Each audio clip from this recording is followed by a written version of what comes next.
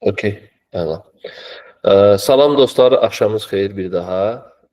Hər birinizi salamlayıram. Bizim 32-ci dərsimizdir və bu gün bizim qonaq spikerimiz bir çoxlarınızın tərəfindən istənilən, sualları da yağdırılan Murad bəyi dəvət etmişəm. Murad bəyin bugünkü mövzusu sıfırdan ABŞ onlayn bazarında satışa necə başladım, necə biznes qurdum, yəni necə məhsul edirəm, necə onu göndərirəm və bu qəbildən olan mövzular olacaq. Murad bəy danışacaq və sonra təbii ki, sizə suallarınız varsa onları yazacaqsınız. Ən sonunda da Murad bəy onları cavablayacaq. Buyurun Murad bəy, danışa bilərsiniz. Salam, hər kəsi salamlayıram. Xoş gördük sizləri. Çox şadam bugünkü mövzuda qonaq spiker kimi dəvət olunmağa. Çünki mənim paylaşdığım video bloqlarda çox saylı suallar gəlir. Direktdən mən də birinə cavab verirəm. Eyni sualı sabahsı günü yenə verirlər mənə. Ürəyimdə dedim ki, kaş belə bir çıxış imkanı olardı ki, mən hamısı barədə ətraflı bir dəfə danışım ki, sonra ehtiyacı olan insanlar buna baxsınlar, faydalansınlar və belə bir mənə fürsət yaratdığınız üçün çox sağ olun, təşəkkür edirəm sizə. Mən qısa olaraq özümü təqdim edim. Murad Məmmədov, 35 yaşım var, Bakı şəhərində doğulub böyümüşəm. Müxtəlif sahələrlə məşğulam. Bugünkü mövzumuza aid sahələr isə deməli, əl işi aksesuar ustasıyam. Daha dəqiq desək, epoksid qətranından və təbii detallardan jewelry, yəni bijuteriya hazırlayıb satıram. Onlayn şəkildə, tamamilə sırf onlayn şəkildə satışlar icra edirəm. Bundan əlavə aktiv şəkildə deməli video bloq məzmun yaradıcısıyam. Ümumiyyətlə bloger olaraq 10 il üzəri məşğul oluram.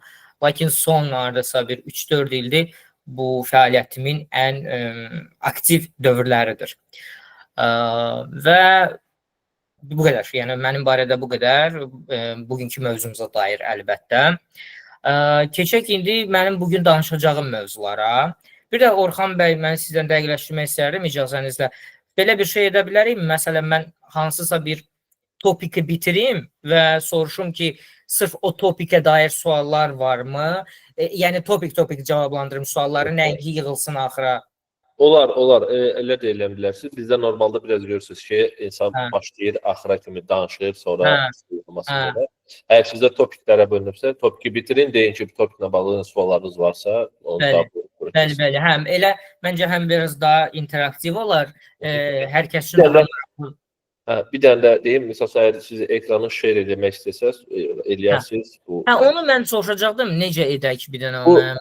Smiliklə əl işarəsi var. Smiliklə onun ortasında bir dənə ekranda yuxarı ox. Düzdür. Ona basanda seçilir. Təklif olunacaq. Okey, super. Mən bugün öz təcrübəmi bölüşəcəm. Deməli, sıfırdan ABŞ bazarına onlayn satışı necə başlayım? Bu başlıq çox gözəldir və orada sıfır pafos və saxta məlumat var. Çünki sözün əsl mənasında mən sıfırdan bunu icra edirəm. Sıfırdan nə deməkdir? Hətta satdığım məhsulu belə özüm hazırlayıram da. Amma mən düşünürəm, necə istəyirsiniz Orxan? Mən amma düşünürəm ki, handmade-i necə elədiyim barədə bugün danışmağım elə də maraqlı olmaz insanlara. Yəni ətraflı, detallı danışmağım maraqlı olmaz. Çünki bizim mövzumuz sırf e-ticarətdir deyə.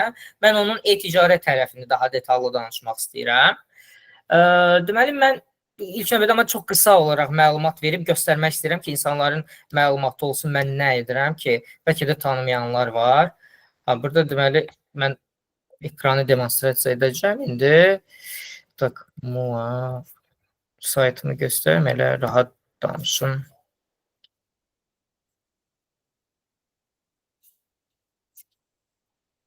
Mən ekranımı göstərməyə çalışıram. Okey.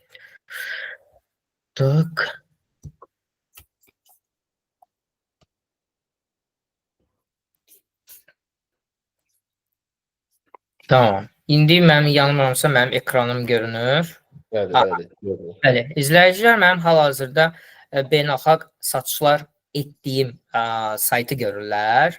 Mən bu saytı nəyə görə açdım? Buradan əslində mən həm də birinci videonu göstərmək istəyirəm ki, burada necə bir əl işi ilə məşğul olduğumu göstərim. Sonra isə o sayt barədə ayrıca detallı danışacağam. Səsini alıram. Biraz. Bu gördüyünüz kimi mənim yaradıcılığımdan, yəni əl işi hazırlamaq fəaliyyətimdən bir videodur.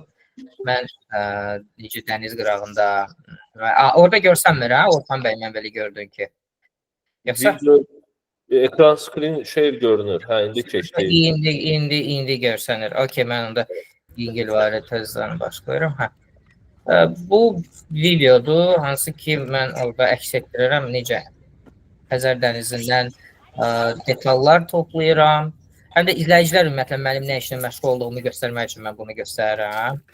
Ki, belə bir təbii detallardan sonra mən gəlirəm evə, deməli, aksesuar hazırlayıram o barədə.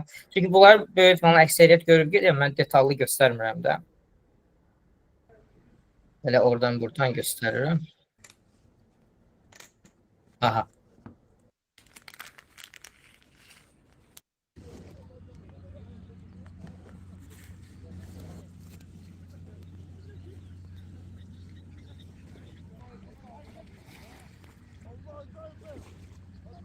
Əla. Bu mənim nə işlə məşğul olmağım barədə qısa bir video idi ki, bizi bugün izləyicilərimizə təsəvvür yaransın.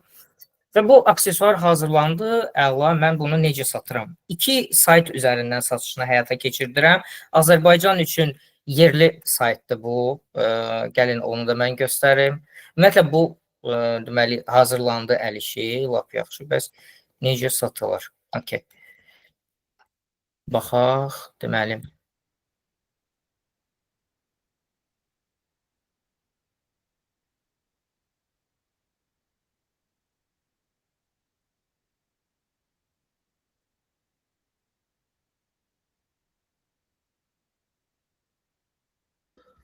Murad Bey'i attı deyəsən, yoxsa necə? Nə baş verdi? Yəqin Murad Bey nəsə yox, bir dəqiqə saniyə əlaqə saxlayım.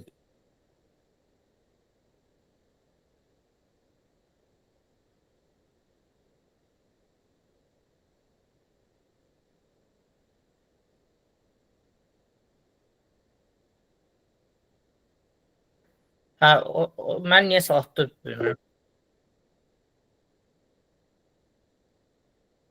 Orxan, məni eşidirsiniz? Yəqin orada nəsə knopkaya dəyib, ona görə. Ola bilər, niyə atdı, mən də başa düşmədim. Mən davam edim icazənizlə o zaman. Bəli, buyurun. Tamam, bu məhsullar hazırlandı, çox gözəl. Mən ümumiyyətlə bir demək istəyirəm ki,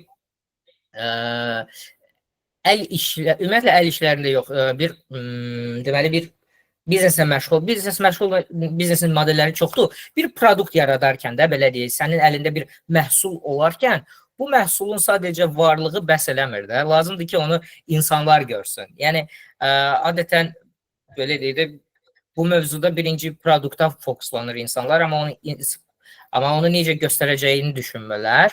Biz bunu insanlara necəsə göstərməliyik ki, onlar görsünlər və bunu əlbəttə birinci olaraq nə edirik? Hansısa bir bu web sayt dediyimiz kataloqa yerləşdiririk də. İlk növbədə ki, bunu səliqəli şəkildə göstərə bilək insanlara. Yəni bunu təkcə Instagramın mesaj bölməsindən, WhatsAppın mesaj bölməsindən göndərməyimiz tamam, bu da e-ticarət sayılır, amma çox həvəskar səviyyədə. Biz mütləq şəkildə bir özümüzə bunu daha keyfiyyətli və universal, hər kəsin, hər ölkədən baxa biləcəyi şəkildə bir kataloqa yerləşdirməliyik. Bu adı, yəni ki, web saytdır da. Mən 2 web sayt istifadə edirəm ki, orada biraz aləm qarışmasın bir-birinə və həm də dataları mən daha səliqəli sonra analiz edə bilim deyə. Deməli, 2 sayt istifadə edirəm. Onlardan biri Azərbaycan üçündür. İndi mən açıram. Yəni, Azərbaycan alıcıları üçün yaratdığım bir web saytdır. Məncə görsənir, düzdürmü? Bəli, görünür. Okay. Okay. Bu çox bəsit, hər bir kəsin 10 dəqiqəyə özünün yarada biləcəyi bir veb saytdır. Yeri gəlmişkən, burada bizi izləyənlər var. Mən hər zaman mən bu yaxında biraz mövzular belə tez-tez ki, o gün mənə bir dostum deyir ki, 1500-ə sayt düzəldirlər mənə. Səncə yaxşıdır? Deyirəm ki, necə saytdır da? Göstərir mənə adi məsəl üçün WordPress-də blog formatında yaradılan bir şey. Deyirəm ki, bunu sən özün 10 dəqiqəyə hazırlaya bilsən. Buna nəyə görə pul verim? İndi mən buradan verəsən. Mən buradan üzümü tuturam bizi izləyən iştirakçılara, yəni bugünkü seminarımızın iştirakçılarına veb sayta pul vermək və s. bu, yəni böyük layihələrdə əlbəttə ki, başa düşüləndir. Amma belə deyək, siz özünüz üçün bir kiçik biznes yaradırsınızsa, onlayn təşəbbüs yaradırsınızsa, İnanın mənə ki, bu artıq çox asandır da. Yəni sizin sadə deməli rəqəmsal alətlərlə işləmək bildiyiniz bəs eləyir ki, sizə 5-10 dəqiqənin içində özünüzə bir onlayn mağaza yaradasınız. Deməli bu muart.store deməli domenində bir mənim veb saytımdır. Valla veb sayt da deməyə adamın nə məndə dili gəlmir. Hazır şablon üzərində qurulmuş bu bir top link. İndi bu bildiyim qədərilə Rus mütəxəssislərin, Rusiyalı mütəxəssislərin bir brendidir. Bu sırf e-ticarətlə məşğul olmaq üçün, kiçik bizneslər üçün və sözün əsl mənasında 5-10 dəqiqəyə yarada biləcəyi bir deməli onlayn mağazadır. Və mən də orada yaratmışam. Heç bir mənim kodlaşdırma biliklərim yoxdur. Orada çox baza, yəni məlumatlar lazımdır sizə ki, özünüzün artıq bir belə də veb saytınızı deməli mağazanızı, onlayn mağazanızı yaradıb ora məhsullarınızı yükləyəsiniz. Mən də belə bir mağaza yaratmışam Toplink serverində, platformasında və bu mənim kataloqumda görürsüz artıq. Və mən bura deməli ödəniş üsuluna qoşmuşam. Bu ePoint Azərbaycan deməli brendi ödəmə servisi olan, ödəmə altyapısı türklər deyir buna, bir servisdir. Məsəl üçün girdiyim mənim mağazama, gələnlər Xəzər dənizinin üzərindən gedək ki, daha rahat olsun bizə. Məsələn, şeylər girir, müştərilər girir bura kataloqa, sonra tutam ki, Xəzər dənizinin üzərinə klikləyirlər və deməli Polad boyunbağı ilə seçirlər, səbətə əlavə ilə, səbətə keç və s. Burada artıq sifariş ver, məlumatlarınızı yazıb keçəcəksiniz. Bundan sonra artıq səbətə atıb əlavə ödəniş eləyib ala bilərsiniz. Bu sistem eyni işləyir. Mənim deməli Amerika üçün, Amerika deyirik, yəni bura bütün dünyadan girirlər, amma əsas məndə sifarişlər Amerikadandır deyə İndi bunun seminarımızın da adını müvafiq olaraq belə qoymuşuq. Eyni sistem muartjewelry.com-da da gedir. Deməli, burada da girirsiniz, siz məhsulu alırsınız, onlayn sifariş verirsiniz və s. Aha, buracan hər şey aydındırmı və mən sual vermək istəyirəm indi iştirakçılara ki, mən bir handmade master olaraq öz məhsullarımı bu formada deməli, kataloq kimi insanlara təqdim edirəm və oradan alış-veriş imkanı verirəm iştirakçılara. Bura qədər nəsə sualı olan varmı mənə deyilsin, sonra mən keçim növbəti mərhələyə. Sırf göstərdiklərimə dair hələ ki. Yox, bu hissədə çox sağ olun. Sayt qurulmasıdır, sonra e-pointdir falan. Bunlar hamısını biz seçmişik. Süper. Sonra onların xəbərləri var. Mən saytın adı nədir? Saytın adını soruşurlar demiş olsun orada. Azərbaycan üçün muartjewelry deməli .com-dur. Məhsulun foto çəkilişini özünüz edirsiniz Murad bəy. Aha. Bəli, foto çəkilişləri özüm edirəm. Mobil telefonla edirəm və bunun üçün çox asan. Qəliz bir şey də yox. Bəli. Hətta indi AI ilə arxa fonunda nə istəsən qoya bilirsən. Bəli. Aha, ödəniş necə olur? Harda məsəl üçün Aydın bəy, əgər deməli tutalım ki, mən ePoint-i dedim artıq, yəni ki yerli bazar üçün ePoint servisindən istifadə edirəm ödəniş üçün. Amma beynəlxalq satışlar üçün mən istifadə edirəm deməli Shopify Payment-in özündən. Xarici saytın adı nədir? Pərvin bəy, ekranda görürsünüz artıq. Baxın, diqqətlə baxsınız. muartjewelry.com yəni bu qədər. muartjewelry.com. Mən bunu yaxşı linki göndərirəm sayta ki, mesaj bölməsinə başqa paylaşsınız daha yaxşı olar. baş üstə onu mən paylaşıram. Deməli, aha, buracan başqa sual görmədim deyə mən indi davam edəcəm. E-point ilə necə edirsiniz? O e-point məsələsi belə deyək də, o addımlarda check-out-a gedən. Orada müraciət ki, ad, soyad və telefonunu götürür və ondan sonra da ödəniş hissəsinə keçilir. E-point-da pulu sadəcə alır. E-point-in özündə bu inteqrasiyalar vardı. Yalnızca Həsən bəy bu barədə danışmışdı və hətta onların təqdimatı var idi, sistemlərdə nə var və s. Və e-point-da dediyim kimi bizim bu proqramın dəstək göstərən şirkətlərdən biridir ki, inkubasiyada, istər inkubasiyadan sonra da siz istəsəz o şirkətlə inteqrasiya edib istifadə edəcəksiniz. Necə edirsiniz? Məhsulların reklamı olurmu? Olursa harda? Okey. Qəşəng sualdır və elə mənim növbəti danışacağım topik deməli budur. Məhsulları necə satıram? Yəni kataloqa yerləşdirməyi bildik. Bəs necə satır? Məhsulun Amerikaya və digər ölkəyə göndərilməsi prosesi maraqlıdır. Okey. İndi birinci gəlin necə satıram, sonra necə göndəririm, o barədə danışacağım icazənizlə. Necə satıram? Stop sharing. Məsələ belədir ki, mən istəyirəm ilk növbədə, burada kimsə səsi açıq qalır deyəsən. Aha. Mən istəyirəm marketplace ilə şəxsi web saytın fərqini izah edəm icazənizlə, çox qısa olaraq da. Çünki marketplace nədir? Mən Azərbaycanca tərcüməsini bilmirəm, Orxan bəy bəlkə bilər. Türkçə bazar yerləri adlanır bu. Bizdə elə marketplace belə və yaxud da türkçədən bazar yeri kimi deyilir. Amma elə marketplace deyəndə bəli, hətta buna yoldaşlar mall da deyə bilərik. Mollara gedirik biz müxtəlif şəhərin mollarına. Bax, mallun onlayn versiyası deyə bilərik. Marketplace malldır. Məsələn, gəlin bir dənə mall göstərim sizə. Yəni etsy.com. Mən məsəl üçün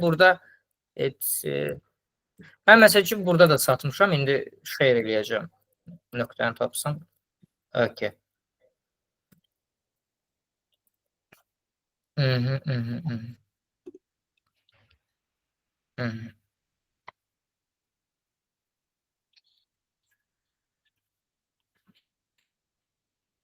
Aha, siz indi mənim ekranımda etsy.com-u görürsünüz. Bu nədir? Bu dediyim kimi malldur, sadəcə virtual forması. Mall nə deməkdir? Yəni bir məkan yaradıb və ora müxtəlif satıcıları, mağazaları dəvət edir. Buna deyirlər marketplace. Biri də var, bayaq mən göstərdiyim öz mağazan. Yəni Shopify dediyimiz sadəcə öz mağazanı, öz kataloqunu yaratmaq üçün bir platformadır. Etsy və bənzər platforma, bənzər nədir?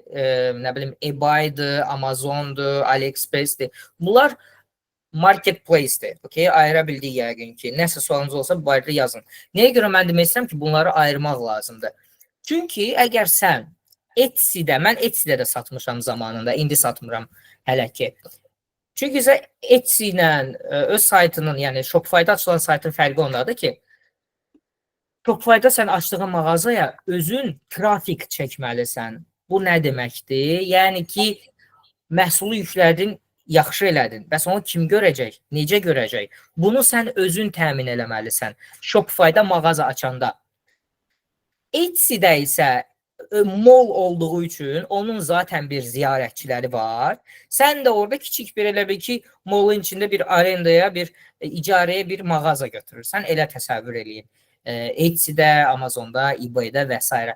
Burada artıq trafiklə bağlı sənin belə deyək də, sən ümumiyyətlə e-ticarətə yeni başlayan birisənsə, sənin marketplace-də sənə daha rahat olacaq. Çünki başlanğıc ziyarətçiləri sənə verəcək marketplace özü.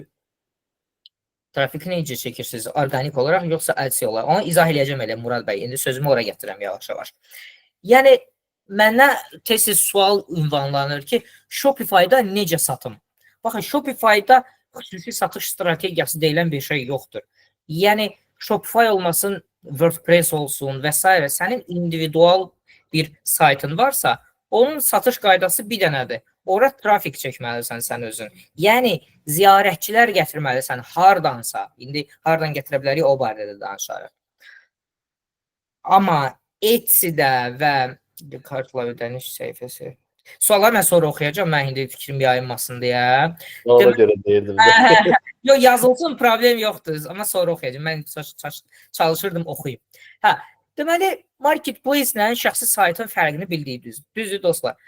Və əgər yenə də deyirəm, sənin trafik çəkməklə bağlı, yəni ziyarətçi gətirməklə bağlı, məhsulları göstərməklə bağlı hər hansısa bir təcrübən yoxdursa, bəlkə də yaxşı olardı ki, sən birinci şeydən başlayasan. Etsy-dən və ya başqa bir marketplace-dən başlayasan. Çünki artıq orada dediyim kimi hazır trafik var. Bu qədər. Mən hal-hazırda şəxsi saytımda satıram və ora necə trafik çəkirəm? Qəşəng sualdır. Mən ora trafik çəkirəm viral videolarla.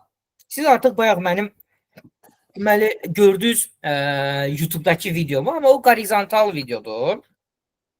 Elə də çox baxışı yoxdur. 11 min nə qədərsə baxışı var. Amma mən sizə indi bir deməli Murad Məmmədov. Mən ekranda nə görünür? Aha, bu görünür. Share this. Okay. Aha, siz mənim indi YouTube kanalımı görürsünüz, yoldaşlar. Mən Shopify mağazama trafiki necə çəkirəm? Qəşəng sualdır. Baxın, video bölməsinə girirsiniz. Burada Shorts bölməsinə girirsiniz burada. Və bunu biraz bu tərəfə qoyaq. Bir saniyə. Bunu qoyaq bu tərəfə. Siz ekranı görürsünüz. Bax, burada mənim videolarım var. Müxtəlif baxışlarla. Gördüyünüz kimi, məsələn, nə bilim, sonuncu videoma 61 min baxış var. 32 min, sonra 45 min. Burada, məsəl üçün, indi mouse üzərində olan, mouse görsənlər mi heç bilmirəm burada. Neysə, 7 milyon baxışı və əlbəttə ki, mənim saytımın ən böyük trafik qaynağı, baxın, bu videodur. Xəzər dənizi videosudur. Hal-hazırda 94 milyon baxışı var YouTube-da və trafikim ən çox buradan gəlir. 10 minlərlə, 100 minlərlə trafik buradan gəlir. Aha. Bu belə oldu ki, mən ötən ilin may ayında, onun səsini alsam, izləyicilər gəlir. Ötən ilin may-iyun aylarında bu videonu yerləşdirdim və demək olar ki, 1-2 gecənin içində bu video partladı. Sözün əsl mənasında bütün dünyada məşhur oldu və inandırım sizi ki, mənim hələm xaricə satmaq üçün saytım yox idi. Artıq deməli sifarişlər var idi xaricdən və mən deməli bir yoldaşdan xahiş elədim ki, indi onu da yönləndirmək eləyərəm. O mənim üçün tez bazar bir dənə Shopify-da mağaza açsın ki, çox adam almaq istəyir də. Bax belə, trafik çəkməyin Shopify-a çox belə deyək də, biraz şişirdib deyirəm, yüzlərlə üsulu var da. Amma onlardan hansı yaxşıdır, hansı pisdir, söhbəti yoxdur. Sənin işinə yarayan istənilən bir üsul yaxşı sayıla bilər. Burada bir vahid həqiqət yoxdur ki, deyim ki, mən Shopify-a trafiki hansı üsulla çəkirəm də. Trafik dediyim, yəqin ki, hər kəs aydındır, mən tez-tez bu cümləni işlədirəm. Yəni, ziyarətçi deməkdir də. Ziyarətçiyə hardan gətirirəm, necə gətirirəm. Bunun bir şeyi yoxdur. Bu bir həqiqəti, yaxşı üsulu deyilən bir şey yoxdur. Kim neyi bacarırsa. Mən video bloger olduğum üçün məndə bu daha yaxşı alınır ki, viral videolardan və ya belə deyək, hekayə danışaraq. Məsəl üçün, Azərbaycan mağazama mən daha çox hekayə video bloqları ilə deməli, neynirəm, ziyarətçi gətirirəm. Yəni, gündəlik həyatımdan danışıram. Orada hətta məsələn, Orxan bəyin də təşəbbüsü olan deməli, Kofel platformasına deməli, kofelərdə qəbul edirəm o hekayələr vasitəsilə. Sonra deməli, ümumiyyətlə Azərbaycana aksesuarlarıma satışı daha çox orada hekayələrlə, hekayə video bloqları ilə. Yaxşı, gəlin onu da Instagramda sizə göstərim ki, danışdıqlarımın vizual göstəricisi olsun və daha maraqlı olsun.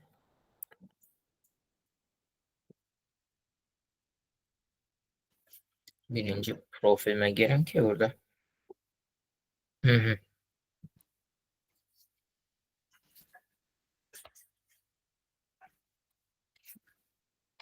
Şəhərdə nəsə atəş uçanı var, salit atılır. Mən ona görə səsi almışam. Bu yeni park var, oradan buradan görünür. Yeni parkda nəsə salit atırlar. Ay, nəyə qeyd Çinlə vizanı ləğv edirlər. Uşaqlar Çinə rahat gelib gələ bilərsiniz. Parkın açılışıdır. Hələ indi açılır parkı. Millət daha hər yerdə gedir. Nə parkıdır bu belə? yeni park var, bu Dədə Qorqud Parkının bu biri tərəfi. Təzə hissəsi. Hə. Mən 2 ayda Samad orada yeyir, köf edir, indi hər hissəsində.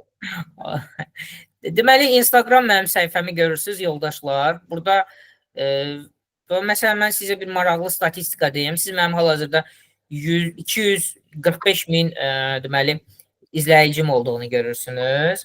Bu Xəzər dənizi videosunu paylaşana qədər mənim 21 min ziyarətçim var idi və Xəzər dənizi videosu mənə təxminən bir 200 min follower gətirdi. 200 min. Bir video... Buyurun. Danışın. Bu bir videonun gücünün nə dərəcədə, yəni gücünün də yox, sərhədsiz gücünü göstərir. Yəni ki, YouTube'da o mənə 300 min follower gətirib o video, Instagramda isə 200 min gətirib. Bu 45 min də indi o birisi digər videolarımdan gəlib də. Deməli, Azərbaycan üçün mən məhsullarıma trafiki daha çox Instagram və TikTok'dan çəkirəm. Düzdür, xaricdən də gəlirlər, amma burada məsələn mən daha çox səsli audio video bloglar paylaşıram. Məsələn,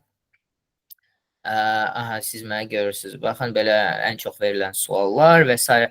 Burada qarışdırıram həm gündəlik həyatımı, həm deməli, necə deməli, əl işləri hazırladığımı göstərirəm də. Rusca buna deyir, raskritsiya lichnosti. Yəni, şəxsiyyətimi açıram bu video blogları vasitəsilə və şəxsiyyətimin də, yəni burada bütün artıq mənim həyatım ortaya çıxır da, necə əl işləri hazırlayıram, necə pul qazanıram, necə xərcləyirəm və s. Bu da qəşəng trafik gətirən bir üsuldur və çox yaxşı Azərbaycan üçün tətbiq edirəm mən bunu. Mən məsələn bizim o dərslərdə hər zaman onu qeyd edirəm ki, xüsusilə ki, məsələn də yeni açılan hər kəs ilk növbədə oturub fikirləşir ki, mən necə pul lazımdır, reklam edeyim, promot. Mən də həmişə ona da deyirdim ki, əlinizdə hal-hazırda pullar var. TikTok'dur, Instagram'dır. Hansına ki, siz əgər kontenti düzgün diqqət edib kontent yaratsaz, o ilə trafik gətirəcək, edəcəksiniz. Burada da elə Murad bəyin də onu göstərdiydi ki, bunun üzərindən bir dənə video görün 200 min follower gətirib və Bəli, həqiqətən. Əlbəttə ki, bu 200 həmin o videoya qədər mən yüzlərlə video çəkmişəm, amma bu mənə artıq göstəricisidir ki, mən artıq nə qədər özümü təkmilləşdirmişəm yavaş-yavaş. Və ümumiyyətlə mən bugün elə məhz bir xanım dostumla bunu danışırdı ki, çölün səsi məndən çox gəlmir bura hal-hazırda. Yox, normal. Əla. Bilirsiniz, bu ticarət, ümumiyyətlə fərqi yoxdur, hansı ticarətlə məşğul olursunuz.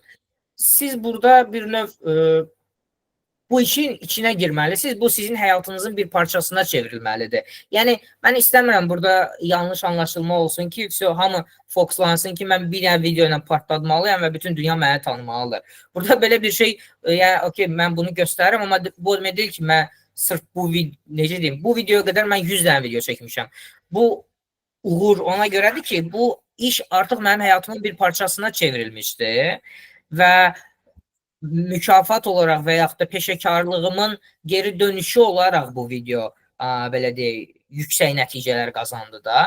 Yəni, demək istəyirəm ki, bu ticarət və ya başqa bir ticarət növü olsun, bunu həyatınızın bir parçasına çevirsəniz və statistikadan asılı olmadan davam etsəniz, burada uğur qazanmamaq kimi bir ehtimal yoxdur. Mən bu işi, ümumiyyətlə bu işi yox, nə bilim, neçə mən 15 ildir ümumiyyətlə nə ilə məşğulam? Sahibkarlıq fəaliyyəti ilə məşğulam. Sözün əsl mənasında 15 ildir. 20 yaşımdan mən müxtəlif influencer xidmətlər göstərmişəm. Üzr istəyirəm, influencerəmə. Məsafəli xidmətə nə deyirdilər Orxan bəy? Distant deyirdilər, nə deyirdilər? Freelance yadınlaşmışdı. Okay, freelance, bəli, Həsən bəy, çox sağ olun. Bəli, remote və danışıram, mikrofon sönübdür. Hə, problem yoxdur. Freelance fəaliyyət göstərirəm mən 20 yaşımdan etibarən və mən görmüşəm ki, gördüyün işi öz həyatının bir parçasına çevirəndə orada onun nəticə almamaq kimi bir şey yoxdur və burada da belə oldu və deməli, axırda da bu video belə bir mükafat olaraq mənə öz yerini tapdı. Yaxşı, indi videodan danışdıq, necə trafik çəkdiyimdən danışdıq, həm xaricə, həm Azərbaycana. İndi bura qədər olan suallara baxaq, sonra poçt və s. məsələlərinə keçərik. Mən baxıram, deməli, açdım sualı. Açmışam artıq. Bir dəqiqə. Aha, xarici sayt üçün. Murad Hacı soruşur ki, xarici saytı satışları necədir? Məhsulların reklamı. Hə, artıq mən bunu dedim Murad bəy. Mən viral və ya belə deyək, lifestyle, bəli, storytelling video bloqları ilə mən trafik çəkirəm. Artıq bunun cavabını verdim. Azərbaycan üçün bəzən meta ads-dən istifadə edirəm.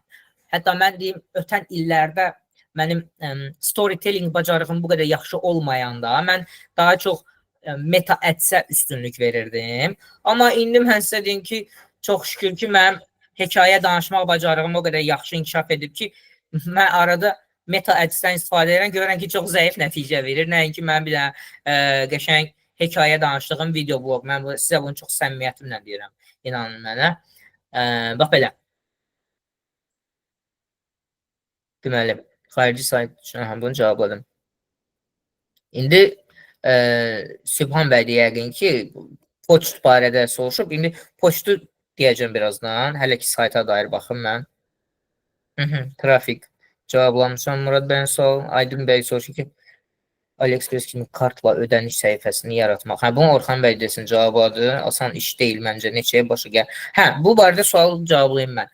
Baxın, ümumiyyətlə Shopify üzrə Azərbaycanda mən tanıdığım çox kifayət qədər yaxşı bir mütəxəssis var. Bu Ramil bəydir. Mən bütün işlərimi mən ona həvalə edirəm. Zaten bir Shopify camiyyəsi var bizdə. Yəni icması var, kiçik də olsa. Siz ora rahatlıqla girib belə bir xidmətləri ödənişli şəkildə ala bilərsiniz. Lap istəsəz türklərdən də ala. Türklərdə də çoxdur belə icmalar. YouTube-dan tapa bilərsiniz onları. Yəni ora belə deyək də məndə hal-hazırda bu ən məşhur üsullardandır da. Mənim üçün Ramil bəy deməli İngiltərədə MMC yaradıb, LTD daha doğrusu orada LTD gedir və o orada yəni tam legal şəkildə deməli siz LTD yəni MMC yaradırsınız və orada MMC-niz olduğu üçün siz artıq demək olar ki, bütün money transferlərdən, servislərdən istifadə edə bilirsiniz və onları da avtomatik olaraq inteqrasiya edirsiniz Shopify-a. Yəni bunları siz özünüzü yormağınız, mən nə bilim, mən şəxsən bacarsam belə eləmərəm də. Əgər pulum varsa, mən elə yəni xidmət alıram da ondansa. Hər bir işin peşəkarı var, qoy peşəkar olsun da. Əlbəttə ödənişiniz yoxdursa, siz bunu rahatlıqla öyrənə bilərsiniz YouTube-dan, yəni heç nə gizli saxlı deyil də, hər şey öyrənmək olur. Aha. Ülvi bəy soruşur ki, viral olan videolar üçün xüsusi işlər görürsünüzmü, yoxsa olanda olur? Bəli, viral video biraz, necə deyim, 100%'li bir şey deyil. Bu cəhdlərdir də müxtəlif. Amma onun da bir tipsləri var da, açarları var, öyrənirsiniz də. Buna video hook deyilir. Yəni, qarmaq, video qarmaqlar deyilir də. Bu videonun girişində bu müxtəlifdir. Vizual hooklar var, audio, text hooklar. Yəni, videonun ilk 5 saniyəsində diqqət çəkməlisən. Viral video dediğimiz zaten nədir? Viruslu videodur. Yəni virus kimi yayılan, özünü çoxalda bilən də. Yəni sən elə bir şey eləyirsən ki, insanlar bunu paylaşmaya bilmir də. İzah edə bilirəm, amma o asan məsələ deyildir. Müxtəlif təcrübələr, eksperimentlər eləməlisiniz ki, orada dəqiq deyil. Dəqiq olsaydı hamı tutardı. Ads qədər dəqiq deyil, amma Ads-dən qat-qat ucuz və hətta pulsuzdur deyə. Yəni, mən onu sevirəm. Yəni, viral videoları sevirəm. Deməli, park açın. Search, remote. Siz Etsy-də satış edərək ödəniş edirdiniz həmin sayta. Ümumiyyətlə, belə dedim, marketplace-də sən mağaza açmısansa, Etsy olsun, eBay olsun, bəli, əlbəttə siz ora komissiya ödəməlisiniz də. İstər məhsullarınızı sərgilədiyinizə görə, istərsə də satışlardan komissiya ödəyirsiniz, bəli. Belə, mən görə ki, sual yoxdur bu barədə. Mən istəyirəm indi danışım, mən məhsulları necə, deməli, mən çatı bağlayım ki, diqqətimi yanılmasın. Okay. Mən fikrimi toparlayım. Necə göndərirəm? Xaricə. Əla. Əslində bu o qədər sadədir ki, sadəcə bizdə bu xaricə satış populyar deyil deyə insanlar ağlına gəlmir ki, Azərpoçtla xaricə məhsul göndərmək olur. Və mən özüm də bu işlə məşğul olmamışdan qabaq, mən də deyirdim ki, görürsən hansı şirkətlər bunu eləyir də. Nə bilim, zəng vururdum. Mən bahalı şirkətlər var da. Yadımdan da çıxdı. Bu üç hərfli adı olan. ASEI falan. Ay, ASEI var. ASEI var, DHL var, UPS var. UPS deyirsən biri. UPS deyirsən biri birbaşa da Amerikaya satır. EMS var. Mən də bunlarla maraqlanırdım. Onlardan da qəribə rəqəmlərlə biri $100 deyir, biri 50 neçə dollar deyir.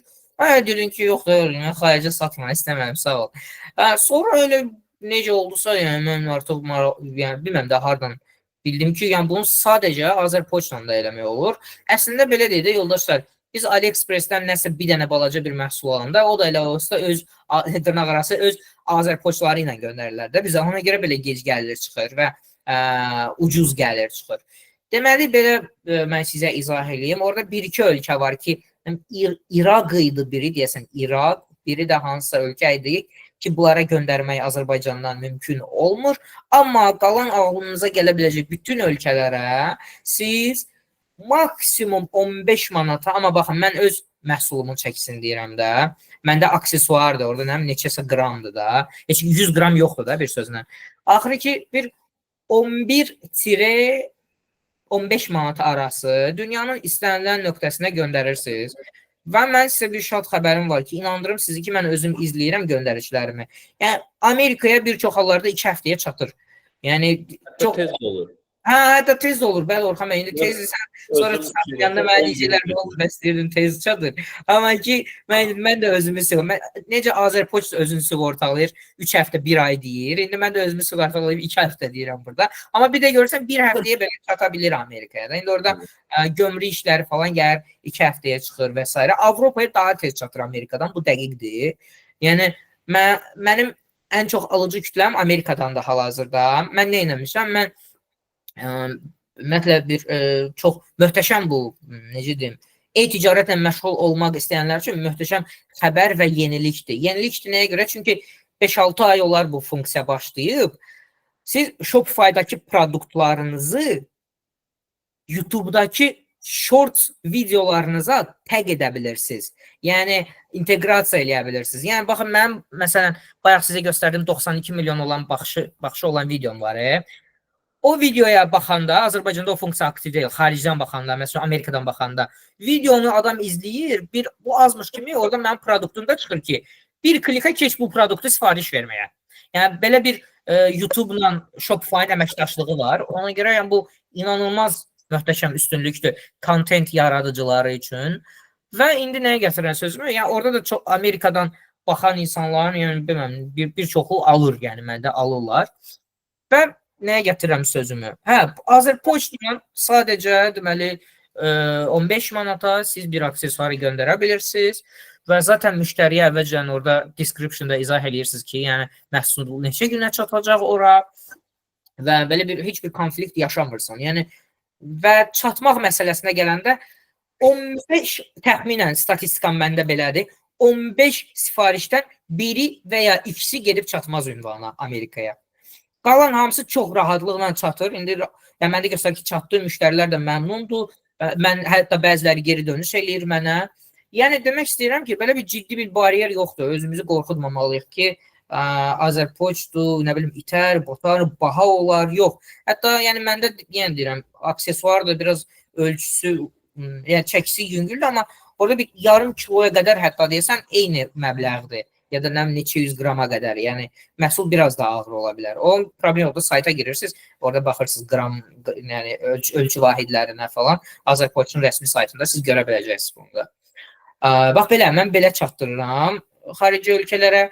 Bəzən dediyim kimi 15 sifarişdən ikisi çatmır. Onda da müştərilər mənə yazır ki, nə oldu, salamatlıqdır. Mən də girib baxıram ki, doğrudan da bu çatmayıb. Orada izləmə funksiyası var da. Shopify mağazasında müxtəlif applər var, siz inteqrasiya edirsiniz, orada pullusu da var, pulsuz da var. İnteqrasiya edirsiniz öz mağazanıza, o sizin bağlamanı izləyir, göstərir ki, o hardadır, nədir, nədir və Nəyə gətirən sözümü? Hə, orada baxırsan ki, yəni məhsul çatmayıb və s.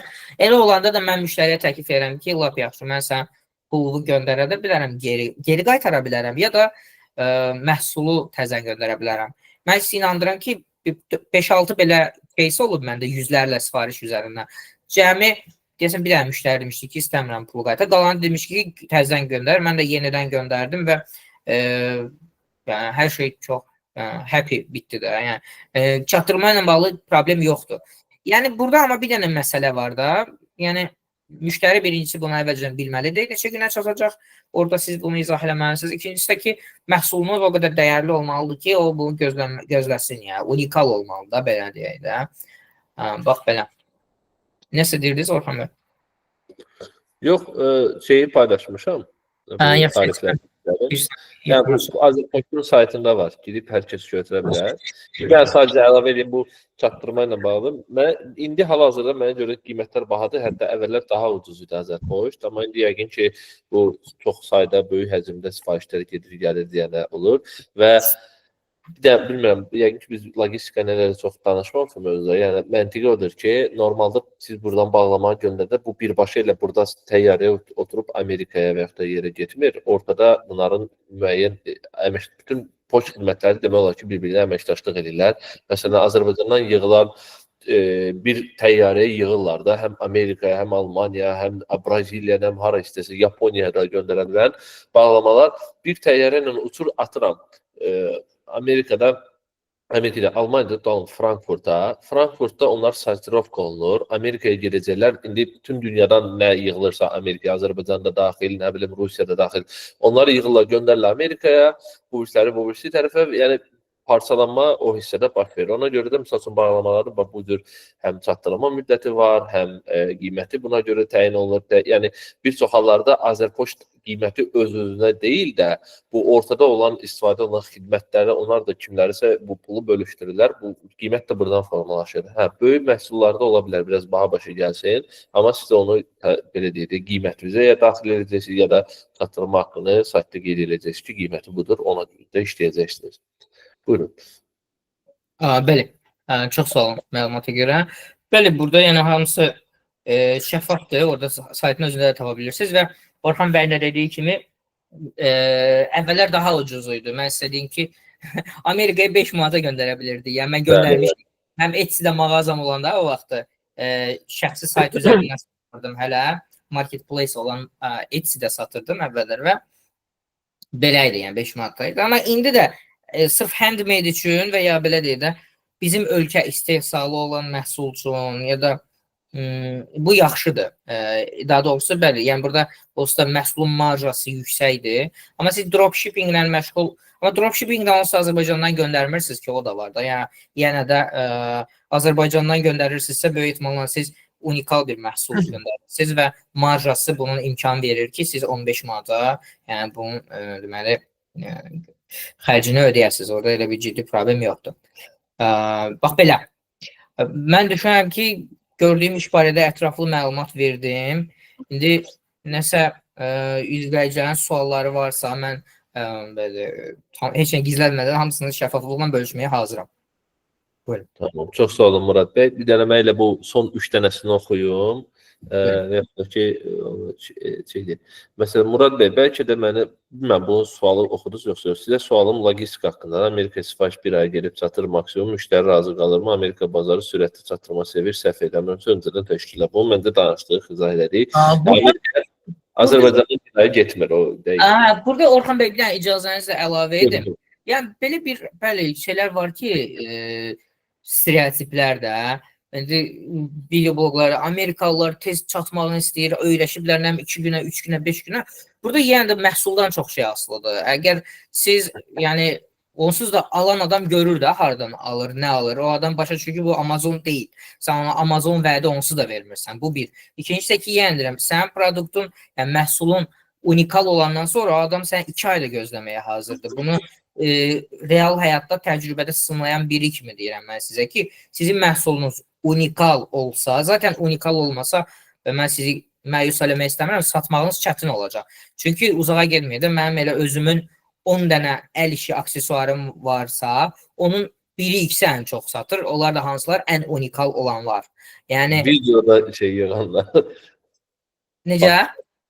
Çoxlu baxış yığan videolar. Məsələn, dəniz Bəli, qırağında. bəli. Orxan bəy, mən sizi inandırım ki, mənim orada digər bir video var, viral olub o da YouTube-da 7 milyon yığıb. Amma mən istədim ki, o 7 milyondan cəmi bir dənə satmışam mən. Nəyə görə? Çünki məhsul unikal deyil. Yəni çox baxış da heç zaman çox satış anlamına gəlmir. Yəni də məhsula çox diqqət eləmək lazımdır. Yəni indi sözümü ona gətirirəm ki, əgər sənin məhsulun unikaldırsa və fərqlidirsə, bir hekayəsi olan məhsuldursa, izləyici səni, yəni alıcı səni bir ayda gözləyəcək. Yəni bayaqki sualın cavabıdır ki, o bir ay gözləyərlərmi? Əlbəttə gözləyərlər. Mən bu bir neçə sualı özüm bir dənə sualı yarandı, onu da verəcəyəm. Əlbəttə. Keçəcəyik. Azərpoçtda 110-150 manat deyirdilər 2 il qabaq. Bu asılı bağlamada. Bunu mən dərhal keçsəm. Bu nə boyda bağlama olacaq? Hepsindən asılı, bəli. Hə, yaxınlar demişdimsə, qışda məsələn də bir dənə qutu kosmetika idi və yaxud da çanta idi göndərmişdim. 50 neçə, 80 neçə manat arası hər iki arasında pul ödəmişdim də çəkidən asılı olaraq. Daşınma xərcini üzərinə gəlsin, yoxsa onu ayrıca qeyd edirsiniz? Aha.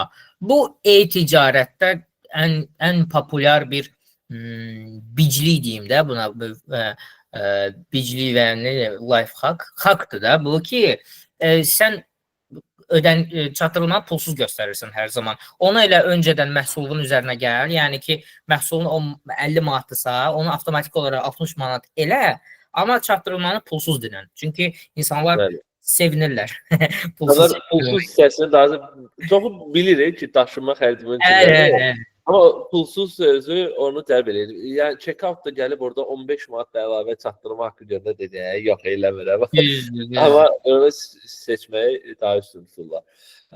Sonra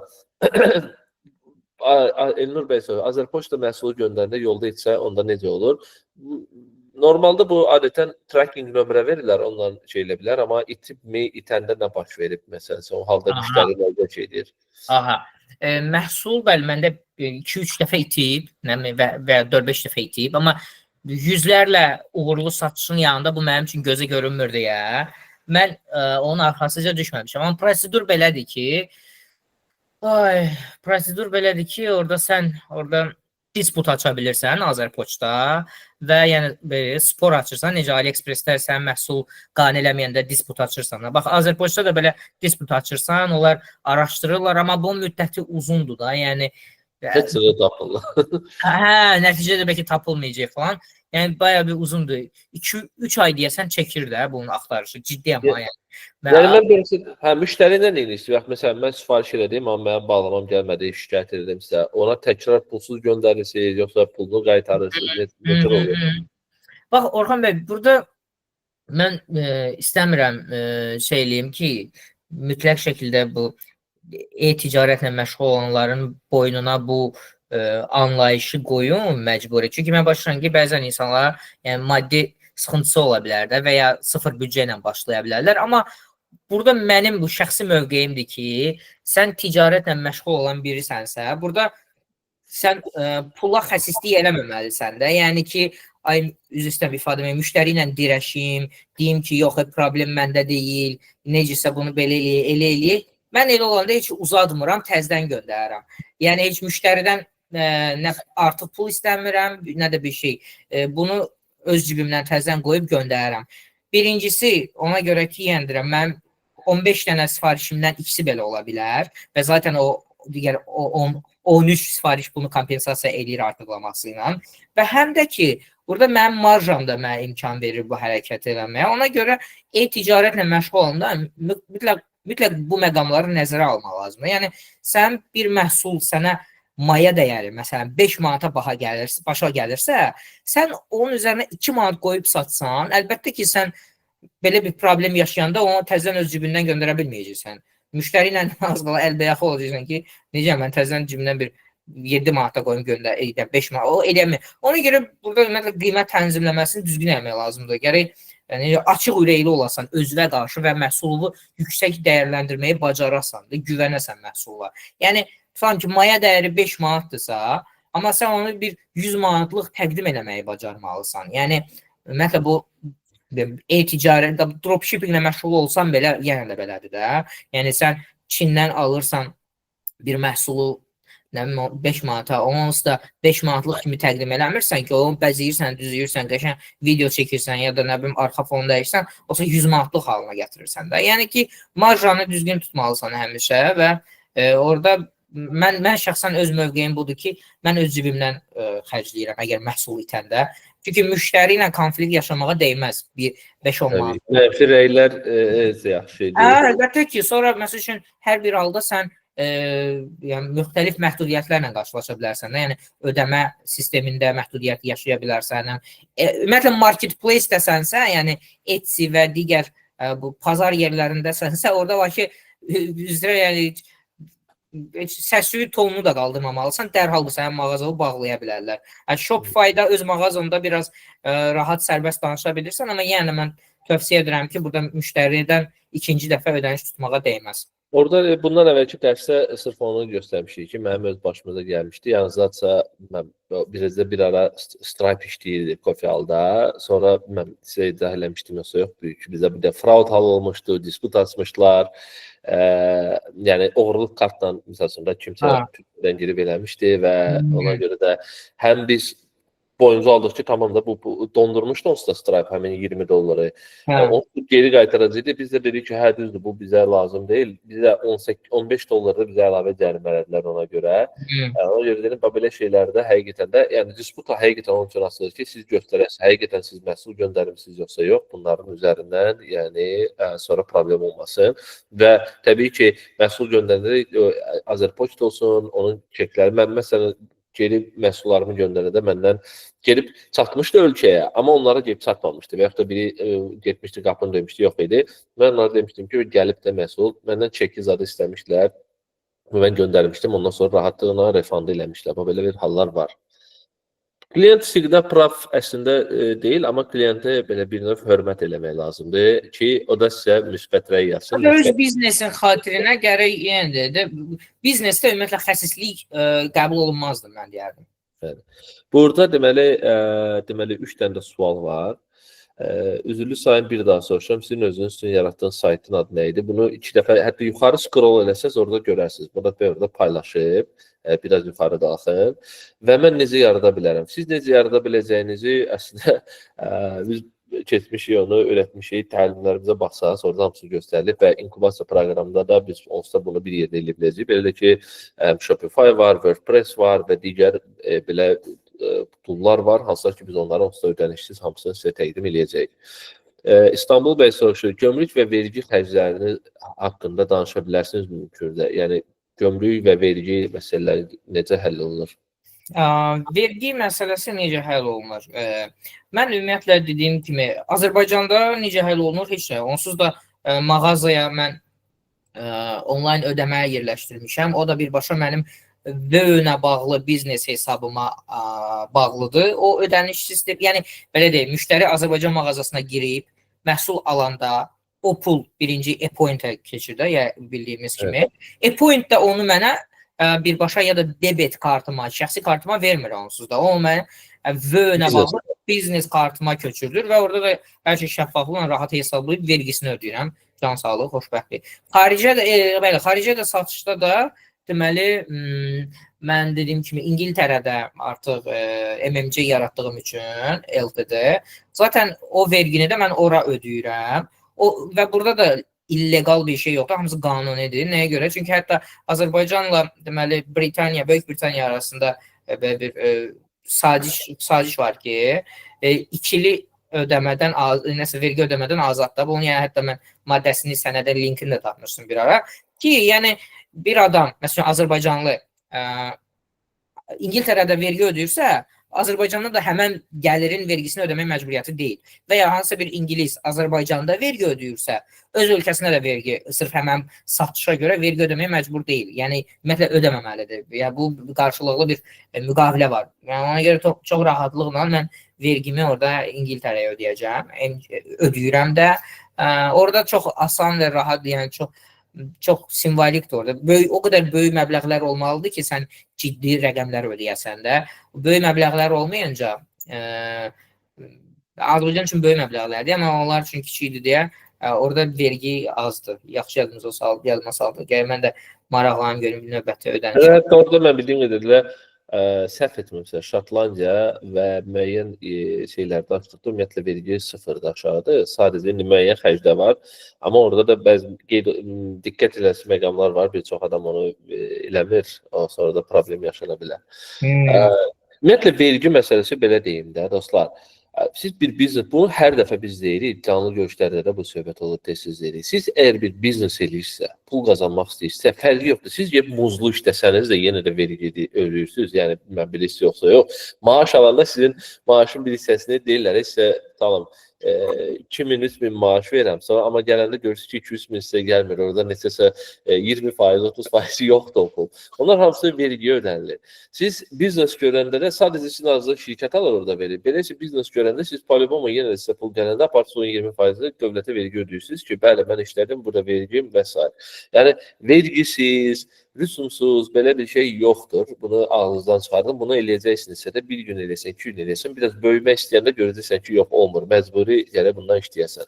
Ödəniş sistemində qoşmaq öz yerində. Növbəti sual, bundan sonra da mən öz sualımı verəcəm, sonra davamını gedərik. Paketləməni adi edirsiniz, yoxsa özəl qutuda göndərirsiniz? Paketləməni Sədərəkdən aldığım 50 qəpiklik qutuda, ən balaca belə hədiyyəlik qutular var. Onun içinə qoyuram və belə sarı paketlər alıram, düz deyil. Mən Instagram səhifəmə girsəz, yoldaşlar, mən Instagram səhifəmin linkini atıram çata. Orada adətən hansı qutulardan, yəni belə sarı paketlər var da, poçtaşıma paketlər var. Onları Temudan alıram. Amma aksesuarın özündə balaca 50 qəpiklik qutu. Əvvəllər indi mənim başqa brendim var idi. Orada öz logotipim olan qutularım var idi. Burada istehsal elətdirirdim. Amma indi hələ ki heç oralı deyiləm də. Yəni xaricə satıram deyə hələ brendləşmək haqqında düşünmürəm. Hələ necə deyim, bu narazı deyilir. Bir dəfəlik satışlarım hələ çoxdur və məni qane eləyir deyə hələ brendləşmək, qutunun üzərində loqom olmağını hələ düşünmürəm. Yəni ehtiyac duymuram da, açığı deyim də. Yəni mən yavaş-yavaş irəliləməyi çox sevirəm və indi yəni olan sifariş sayımını mənə qane eləyir. Amma siz yəni bu yaxşı bir şeydir. Öz xüsusi paketinizi düzəldə bilərsiniz. İçindən də sifariş eləmək olur onları. Bəli. Nübar xanım soruşur, tutaq ki, bir handmade məhsul bizə təxmini 300 AZN başı gəlir, hazırlama müddətdə təxmini 2-3 ay çəkir. Bu tip məhsul hazır poçta və s. göndərərkən qoruna bilən etmək olur. Mən biləm bunu, keçən öyle Toğrul bəy bu sualı cavablamışdı. Orada o yazıcı onun oyuncaqları, Nafantanoları $700, $500 üzərində satırdı və Azərbaycandan geldi. Yəni, o da Azərpoçtdan göndərirdi. Və səhv orada bəlkə də bu fragile şeyi də yapışdırırlar ki, yəni bunu qorunmalı geçsin ki, sonra sınıb da eləməsin. Yəni bunu göndərə bilirsiniz belə problem. Hətta belə deyək, siz öz normalda nətər olur? Mən gördüm, Çindən gələndə də olur, buradan göndərəndə də elə bilirsiniz. Bir qutu olur. Siz də qutunun içinə qoyun, onu qoruyun, içinə xüsusi nə bilim pinoplastlar tökürsünüz. Siz Azərpoçta aparında sizin o qutunu götürüb elə göndərmirlər. Onların da öz qutuları olur. Onları götürüb öz qutularının içinə görürlər, hər tərəfdən qoruyurlar, sarı belə qutu. Elənçi göndərirlər. Yəni mən bildiyim qədərilə belə olur. Yəni əslində sizin öz öhdənizə düşür onu belə deyək, qorumaq. Hə, mütləq mən də bu barədə tövsiyə edərəm ki, ümumiyyətlə məhsulunuzun yoldakı təhlükəsizliyini ilk növbədə siz özünüz düşünməlisiniz onu paketləyərkən. Bunu əsla həvalə eləmək olmaz. Yəni daşıyıcı şirkətin ümidinə qoymaq olmaz. Yəni özünüz sığortalamalısınız birinci onu. Sonra indi onlar da ekstra necəsə qoruyurlarsa lap yaxşı. Bu belə. Məbləğə də gəldikdə indi yəqin ki, burada bir sığortalama tərəfi də var da. Əgər bu maya dəyəri hətta 300 manata başa gəlirsə, bunun yəqin ki, bir sığortalama tərəfini də düşünmək olar. Yəqin ki, belə bir xidmət var Azərpoçtda və yəni Azərpoçta olmasa belə yəni, bu tip məhsulu başqa şirkətlə belə göndərməyə dəyər də. Orada belə başlayırsın ki, ümumiyyətlə məhsul özü bahalı məhsuldur. O zaman bunu daha bahalı şirkətlə də göndərib orada sığortalatdırmaq. Mən bildiyim qədərilə EMS var, EMS, o da Azərpoçtdan əslində. O güya sürətli daşımadır. Orxan bəy, üzr istəyirəm, sözünüzü kəsirəm. Mən keçən səfər peşman oldum, bir dəfə ondan istifadə elədim. Da bilmirəm, həmən dövrə təsadüf elədi nədir? inandırım sizi ki standart poçtla eyni getdi çatdı və hətta nə qədər üzr istədilər məndən ki, mən də onlara deyirəm ki, mən bu təcili olduğu üçün bu qədər pul vermişdim də. Yəni 50 neçə manat pul verdim təcili olduğu, ya da 70 hətta inandırım sizi ki, yadıma gəlmir. Amma 12 manatlıqla eyni getdi çatdı. Yəni gülməli idi. Onu mən tam razıyam. Ümumiyyətlə mən məsləhət görəcəm, mənim özümə necə. Mən bir dəfə də olmadı ki, Azərbaycandan bağlama harası göndərəndə təcili adı ilə pul versən, göndərsən, heç vaxt təcili çatmıyor. Belə Azərpoçtla eyni vaxtda çatıb yanına pul alırlar. Hər dəfə də soruşsan, niyə baş verir belə? Deyirlər ki, bizlik deyil. O bayaq dediyim məsələdir. Bunlar istəyir Azərpoçt, istəyir həmin bir sürətli xidmətlər. Yenə nəticədə gəlirlər, girirlər bizim məsələndə, bizim olsun, Silkway olsun və yaxud da Turkish Airlines olsun, onların təyyarələrinə doldururlar, göndərirlər hansısa şəhərə və gedib orada ambarda itir, qarışır, nəsə gec olur. Nəticədə eyni vaxtda gelib çatır. Ona görə də sürətli xidmətlərlə daha çox sənəd zat göndərməsinə istifadə edirəm, amma yenə də bir həftə, 3 gün desələr də biri görsən gec çatır. Ona görə də bu məqam. Belə hallarda özəl şirkətlərdən istifadə eləməyi daha çox tövsiyə edirəm mən. Məsələn, ikinci təlim olmayacaq. Yox, ikinci təlim bu günləri bir qonaq spikerdir. Bizim bundan sonra bayaq qeyd elədim, 4 dənə təlimimiz qalıb. Bunlar da bir 5-ci olacaq, bir də növbəti həftənin 2-ci günü. Daha çox icraatına hazırlıq fizat mövzularına olacaq. Ona görə də belə günləri dərslərimiz bunun üzərindədir. İkiqat ƏDV və gəlir vergisinə azad olma haqqında sual dərci gəlməyib. Neçə faiz vergi ödəyirsiniz? Bir də xaricdə qazandığınız pulları burada xarici bank kartına xaric edirsiniz. Düz başa düşdüm. Düzdür. Sonuncu sualdan başlayıram. Bəli, xarici bank mən Wise hesabı istifadə edirəm. Bu Birləşmiş Ştatlara məxsus bank sistemidir. Wise. Ora istifadə edirəm. Bu öz yerində, bəli, onun bank kartı da var məndə. Burada məxaricdə istifadə edə bilirəm, onlayn da istifadə edə bilirəm. Bu belə. O bayaq mənim dediyimi yoldaş təsdiqləyirdi o 2 qat vergidən azad olma. Onu yəni təsdiqləyirdi, o sual deyildi və düz deyir yoldaş. Aha, sonra mən sual görmədim deyəsən. Yoxsa var idi mən eşitmədim. Okay. Bir dənə gəlin yekun sualı deyək, Səid bəy sualı. Sonra bir dənə mən sual verəm, tamamlayaq. Neçə faiz var idi? Üzr istəyirəm, Ofeliya xanım soruşmuşdu, bir onu cavablayım. Bu Azərbaycanda sadələşdirilmiş vergi 2%dir. Əlavə gəlir vergisinə nə o deməli 20%dir. İndi mən yanlışlıqla keçmişəm 20%-ə, əslində indi qayıdacağam 2%-ə. Orada mənə YouTube-dan da pul gəlmişdi bir dəfə küllü miqdarda. Ona görə yaxşı, onu bir dənə detallı izah edeyim. Deməli sizə pərakəndə gəlirsək, gəlirlərinizin məsələn 100 manatın, yox 1000 manat deyim də, qoy rahat olsun. 1000 manatın 70%-i pərakəndə, yəni insanlardan bir satışdan gəlirsə, 30%-ə qədəri sizdə köçürmə yolu ilə gəlirsə, burada problem yoxdur. Siz 2%-də qala bilərsiniz. Azərbaycandan söhbət gedir. Yox, əgər sizin gəlirlərinizin 30%-dən artıq hansısa şirkətdəndirsə, yəni fərddən deyil, MMC-dəndirsə, məsələn, YouTube-dan, videolardan baxış gəlirsə, artıq siz 2%-də qala bilmirsiniz. Yəni, keçməlisiniz 20%-ə. Nəsə belə, məndə də 20%-ə keçmişim, indi təzən qayıdacağım 2%. Belə, İngiltərədə də o dediyim kimi Shopify işlərinə məşğul olan yoldaş bilir, orada da azdır. Müəyyən bir, çox böyük bir məbləğ var ki, ora çatanda 20% ödəyirsən, belə isə azdır. Bu qədər. Güzel. Sifarişlər çoxalanda, yəni fiziki olaraq məhsul. Mən bu arada bağladım sualların gəlməsini. Son bu 3 dənə insanlar birdən yazdı, ona görə dayanmadım. Sifarişlər çoxalanda, yəni fiziki olaraq məhsulları vaxtında təmin etməyəndə nə kimi risklər olur? Sifariş çoxalanda. Burada deməli biraz rahatlıq var ki, Shopify sənə qəşəng sualdır və mən bunu yaşamışam ilk başlarda. Deməli, nədir? Mən bir də ilk günlər partladı və mən bu qədər sifarişə hazır deyildim və müxtəlif səbəblərdən, yəni təkcə məhsul yox idi deyə yox. Deməli, orada 30 dənə göndərilməmiş bağlamam var idi mənim Shopify-da. Orada Shopify nə edir? O vəsaiti dondurur. Sifariş qəbul eləyirsən, amma o Shopify o pulu vermir sənə. Deyir ki, bu sənə gələn sifarişləri heç olmasa göndər, azalt ki sayını. Mən sənə o pulu köçürdüm hesabı var. Amma yenə də burada ciddi bir məhdudiyyət yoxdur. Blokazada atmır səni. Sifariş də qəbul edə bilirsən. Sadəcə indi orada yəni description çox önəmlidir. Orada yaz ki, məsəl üçün bu hazırlanma müddəti nə qədərdir, sən onu neçə gün ərzində poçta verəcəksən, onu mütləq qeyd eləsən orada.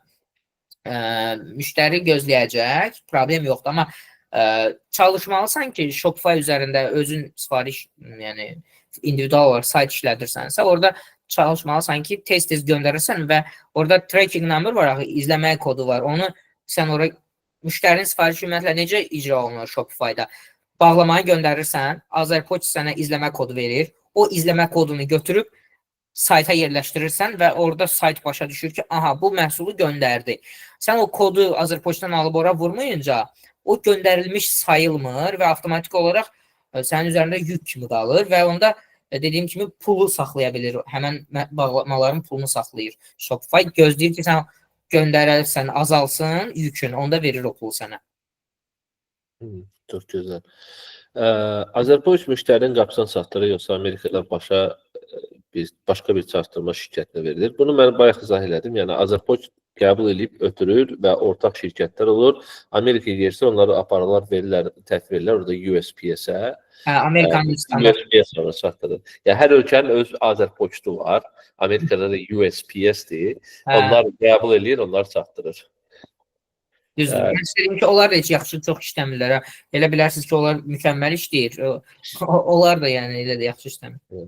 İstehsalı Azərbaycanda icra edib gəliri UK-yə yönəlmək hansısa problem yaratmır ki? Bu mən sualın cavabını bilirəm, amma siz cavablayın. Mən nə cavablayım, hansını? İstehsalı Azərbaycanda icra edib gəliri UK-yə yönəltmək hansısa problem yaratmır ki? Yox, nə problem yaratsın? Yəni ki, mən burada qeyri-qanuni bir şey yoxdur. Burada məntiq izah edeyim nədir? Baxın dostlar, məsələ burada o deyil ki, pulu UK-yə yönləndirək, nəsə gəlirim aşağı olsun. Məsələ ondadır ki, xarici satmaq istəyirsənsə, müəyyən platformalar üzərində, məsələn, Shopify-dir, ödəniş sistemləri onlar, məsələn, siz xariciyə bir dənə yerli Azərbaycanın məsələn də ödəniş sistemini hansısa formada göstərsəz, lap məcburiyyət olsa orada problem olmaz. Amma normalda onların öyrəşdikləri bir user experience anlayışı var və o da gəlir o sistemlərin üzərində işləyir. Məsələn, Stripe-dir, Shopify Pay-dir və s. PayPal-dır. O da ki, onları işlətmək üçün siz burada eləmirsiniz. Siz məcbur UK-də açırsınız ki, ödənişi ora alasınız. Sonra ödənişi orada alandan sonra bank da varsa, bayaq Murad bəy onu izah elədi, vergisi falanı hamısını həll edəndən sonra kartının pulu burada xərcləyir. Yəni məqsəd pulu ora daşımaq deyil. Məqsəd bu onsuz da əksinə gəlir. Pul onsuz da gəlir Azərbaycanda xərclənir axırda. Yəni burada yəni pul bura girir axırda da belə deyək. Okay. Ümid edirəm başqa sual yoxdur. Bir dənə mən bəsit sual vereyim. Çünki belə deyək də fikir almaq üçün biraz bunlardan tamamilə fərqli olacaq. Bizim bu canlı görüşlərdə mən tez-tez görürəm ki, xüsusilə də xanımlar ən çox dindirəndə hansı ideyaları var? Məsələn, şam eləyib, indi bu trenddir də, şamlar eləyib və s. onları satmaq. Əslində bayaqları sualı cavablandırdınız müəyyən formada. Prosta indirim bir dənə də bu set-offuna. Çünki mən onlara hər zaman deyirəm ki, tamam da şam vardır, siz qəlbləri də ala biləcəksiniz, amma buna bir individuallıq qatmalısınız da, yəni tamam da şam en qədərdir. Yəni mən hansı Zara'ya da girərəm, Zara Home-a da girərəm, Yuska da girərəm, Ikea da girərəm, Adi Handmade da girərəm və yaxud da TikTokda en qədər bunu edib satanlar var. İndividuallıq məsələsi vardır. Yəni bu hissədə belə məhsul, handmade məhsulların hazırlanıb və uğurlu satılması üçün. İndi sizdə qolbaqlardır, bəzi əşyalardır, başqa formatlarda da ən çox bax nəyə diqqət edilmək lazımdır ki, ümumiyyətlə biznesə başlamamızdan öncə nəyə fikir vermək lazımdır seçimlərdə ki, mən nədən başlayayım? İlla ki, hamını elədiyi şamı mı eləyim, yoxsa başqa bir şey mi eləyim, yaxud da şam eləyirəm, bunu necə eləyim və s. Əslində çox qəşəng sualdır bu. Mən də əlimdən gələn eləyəcəm ki, çox uzatmayım, lakonik cavab verim. Ben ilk növbədə net olaraq romantikadan uzaq olmaq lazımdır məhsul istehsalı zamanı və ya biznesə başlayanda. Bir şey sənin xoşuna gəlirsə, möhtəşəm. Bu o demək deyil ki, hamının xoşuna gələcək. Yəni burada romantik olmamalısan. Sən fikirləşməlisən ki, insanlar nə istəyir? Bu birinci növbədə. İkinci növbədə isə fərqlilik bəli mütləq olmalıdır. Fərqlilik olmasa, sən əlbəttə ki, milyon nəfərdən biri olacaqsan və o satışlar da milyon nəfərin arasında paylanacaq. Orada mütləq yəni biraz fantaziya işlətmək lazımdır. Ümumiyyətlə geniş düşünməyi bacarmaq lazımdır ki, mən necə, məsələn şam dediyi lap yaxşı. İndi baxsaq, məsələn 100 dənə satıcının 90 nəfəri eyni formada şam hazırlayır. Okeydə sən götür heç kəsin hazırlamadığı forma, yenə də şam hazırlayır, heç kəs sənə bir söz demir. Amma ora bir fərqlilik qat, ora bir hekayə qatmalısan. Ümumiyyətlə, satışın artmağını istəyirsənsə fərqlilik. Mən əvvəldə zəif ola bilər, normaldır, amma beynində olsun ki, bu formada çox getməyəcəksən. Yəni, okey, ilk bazara çıxdığında 5-10 dənə satacaqsan, amma ora yenilik gətirməsən o məhsula, o məhsulu fərqləndirməsən, düşüncə tərzini genişləndirməsən, orada satışların get-gedə düşəcək. Bunu bilmək lazımdır. Dediyim kimi, ikinci növbədə isə bu məhsulları yəni lazımlı olmalıdır da insana. Bu doğrudan da bir işə yaramalıdır.